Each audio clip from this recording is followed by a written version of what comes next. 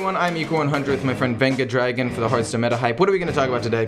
We're going to talk about the new expansion, Fractured, in Otk Valley. Let's go. Okay, so the first cards I'm going to talk about are going to be the two legendaries that we got offered to us for free with the new honor system. I'll talk about that in a second. But we were offered two new cards with the new nerfs that just came out, Drekthar and Vander Stormpike. So Drekthar is the Horde card, and when I say this, I mean you pick one of these two cards at the start of these nerfs, and that is that's the allegiance that you will go into with this new expansion. And then from December 7th until January 11th, based on like number of wins or certain events, whichever side does the best will get a diamond copy of one of these two cards, depending on which side wins, which is pretty cool. So I'm going to talk about the Horde card, which is Drekthar. Drekthar is a 4-mana 4/4 battle cry. If this costs more than every minion in your deck, summon two of them.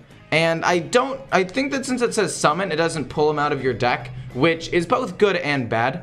It's bad because it doesn't thin out your deck, but it's good because you get a copy of a card, so that way you could get another copy later on. So let's just say you summon a copy of Mancrick, that's a 3-mana 3/4, that's pretty good. You could put this in something like Face Hunter.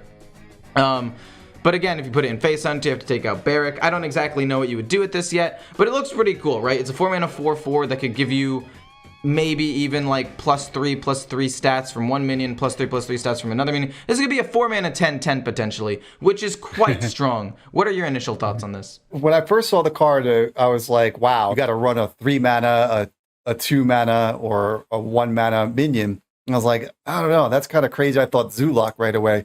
But right away, I went right into the second card. It does reduce the cost of cards by 3. So it doesn't mean that you have to run 3-mana cards, 2-mana cards, and 1-mana minions in your deck. You can run something like a 6-mana or 5-mana or even a 4-mana.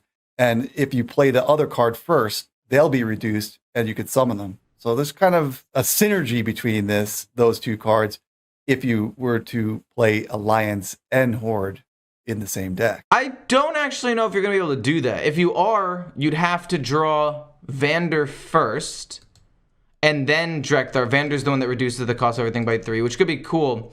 And yeah, you were talking about the new one, and I was going to talk about the new one in a second. I think that Vander, it's a 4-mana 4/4 battle cry. If this costs less than every minion in your deck, reduce their cost by 3. I think that this card is potentially better.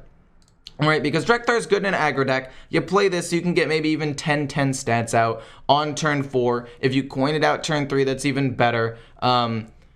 But if they deal with that, since you already know that all of your minions are 1, 2, or 3 costs, you really don't have that big of a play after Drekthar. Like, this is a kind of win turn 4, but if you don't, you're kind of screwed. And I'm just thinking, okay, you play this into Priest, they play Desperate Prayer, Zyrella, you lose. Or playing against a Warrior, they armor up, they stall for a turn, and then they just brawl and you lose. So I just think that this card is a little bit worse than Vander, which is, like I just said, the one that reduces the cost by 3, where you could run something big. I could run this in a big Demon Hunter deck, for example. Play this, and then Illidari Inquisitor, boom, 5 mana, slam in the face for 9 damage, turn 6, right? Or if you already have a weapon equipped, you can do it turn 5. Next thing you know, you do this, and then boom, you coin out Skull of Gul'dan. Next thing you know, all these big things are like 2 mana, and then you just drop them and it's super duper powerful. I think that mana cheat in general is just better than getting out 2 smaller minions. If Drekthar was maybe a 5-mana 5/5, so you could run some bigger minions, similar to what Jandis was in the past, maybe. And that's the thing, right? This is basically going to be a arguably better Jandis in some situations, which is also pretty good. Like, the stats you get are going to be comparable, if not better than Jandis, because he himself is a 4/4. And it's not like a minion's going to automatically die to 1 damage. So I think Drekthar has potential. I just think Vander's a little bit better, because I think you could run a lot of big decks and run Vander in them, which has a little bit more potential than just aggro decks with a ton of cheap minions that throw in Drekthar a couple of times. Yeah, I mean, if you're looking forward to like some of the other cards as well, though, like it is a neutral card, both of them, right? True, are neutrals. true. So Drekthar has the ability that it'll cheat out smaller minions, So that if you run like this in a paladin, and I know we're getting ahead of ourselves a little bit, but Dunbalder Bridge, after you summon a minion, give it +2/+2, the flavor text on the card reads, it does say summon. So if you were to play this in a paladin, those smaller minions do get buffed up. That's true. And next thing you know, it's +6/+6 stats on top of what you already thought you were going to get. That could be really good. Like, you coin out the bridge first, and then you just play this turn 4. That could be good. Yeah. You know, so there's the synergies. And at the time when we recording this, I mean, it's just so early. There's only been 10 cards that have been revealed. And you get into that situation where you're like, this card sucks, that card's great, this one's bad, blah, blah, blah. And then all of a sudden you realize, oh, no, they printed that. You know, so there could be some really good 3-mana Death Rattle minions or stuff like that for Rogue or maybe Hunter. There might be some 2-mana cards that are really, really good. 1 mana, of course. You know, true. How does Honorable Kill, which we'll talk about in my segment, like the different keywords and some of the effects. I mean, how do those play into effect? You know, that you do an Honorable Kill and now you're buffing up things like crazy. So, yeah, it's a really good tempo card if the right things happen. Yeah, absolutely. I'm excited for both of them. I'm really sad that you can only pick one, at least for now. Maybe you can get both once the expansion finally drops. I picked Vander, the Alliance, just because I think that he's stronger. Honestly, I was more of a Horde guy, to be honest. That's when I played with my dad. We were both in the Horde, but it's not... I think that for the event purposes, I think we should pick the more powerful one to try to get the reward. But anyway, I'm going to talk about 2 new cards as well. Obviously, all these cards are new, but 2 new hero cards, which for those of you who don't know, maybe you're new. Hero cards are cards that replace your hero. They usually give you 5, sometimes 7 armor. There have been 1 or 2 that give 7 armor. They give you a battle cry ability. Sometimes they give you a weapon, and they also give you a new hero power. So the first one I want to talk about is the lesser of the 2, which I'm saying that even though it's still very, very strong, and that is Lightforge Cario. It's a 7-mana new hero that gives you 5 armor. Battle cry, deal 2 damage to all enemies. So it's a 7-mana, 5 armor consecrate. But you also equipped a 2/5 immovable object, which reads, this card doesn't lose durability.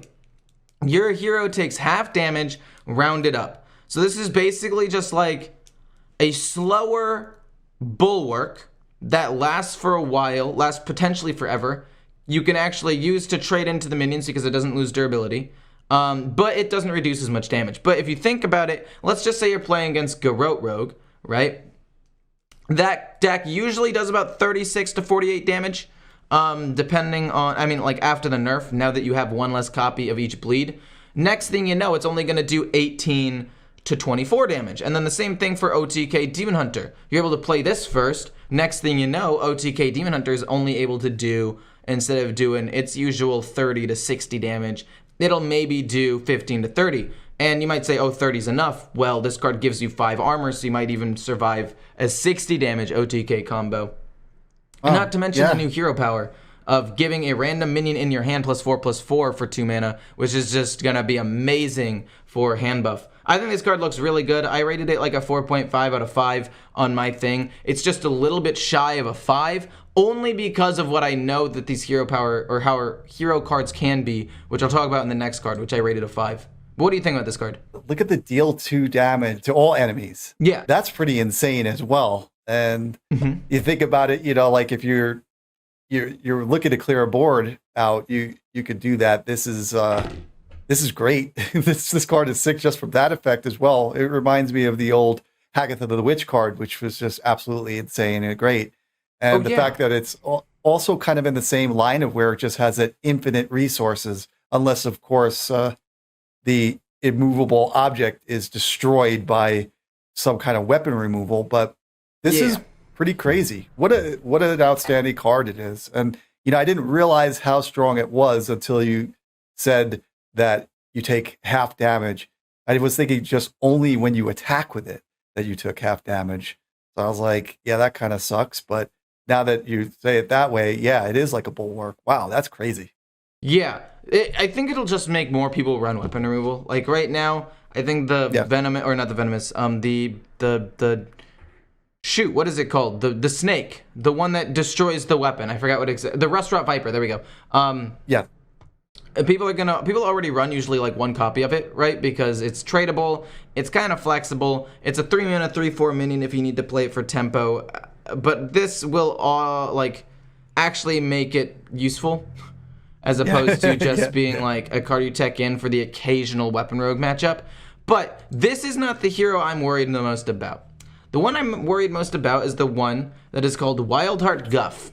Okay. Oh my god. It is a 5 mana new hero that gives you 5 armor. Okay. So far, pretty standard. But its battle cry is set your maximum mana to 20. So this basically changes the entire game fundamentally. Also, gain a mana crystal. Also, draw a card.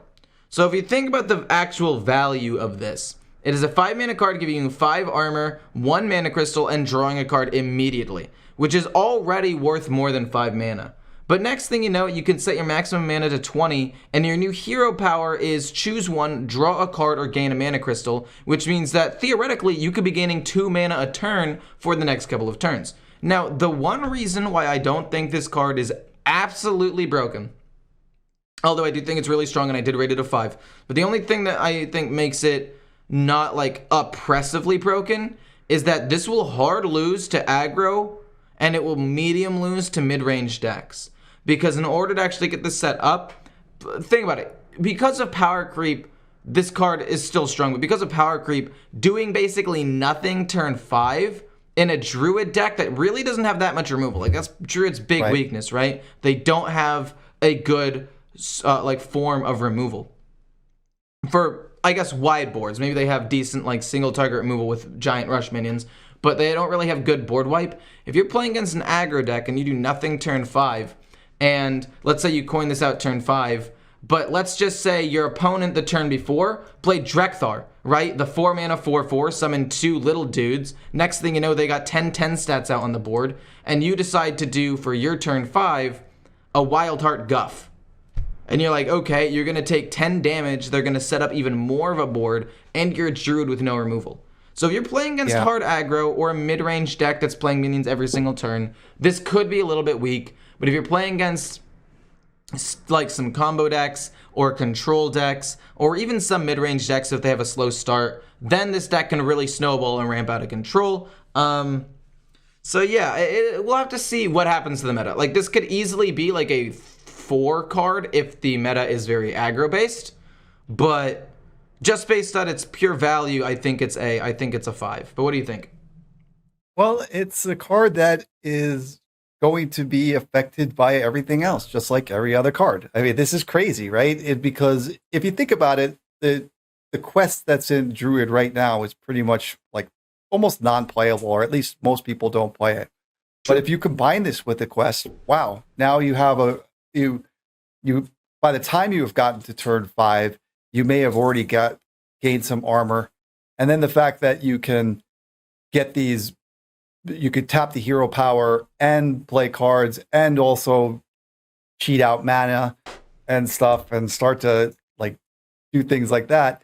It might be better than you think.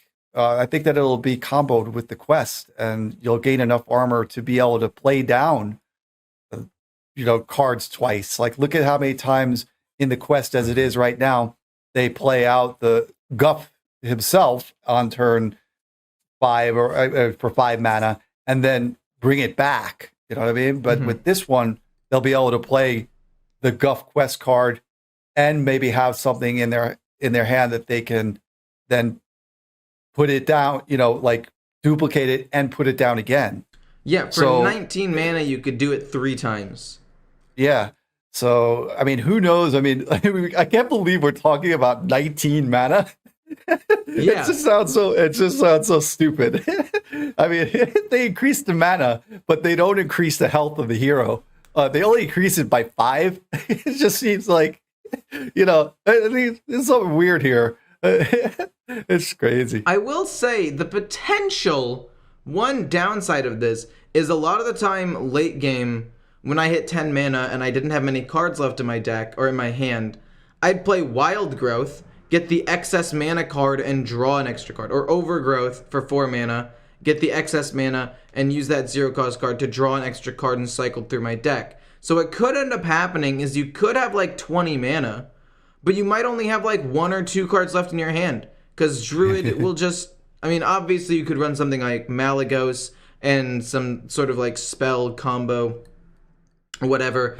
And you have decent draw, but there will be some instances where you don't have cards and you're just sitting there with like 17 mana and like 1 card to play, and you're like, well, what do I do now?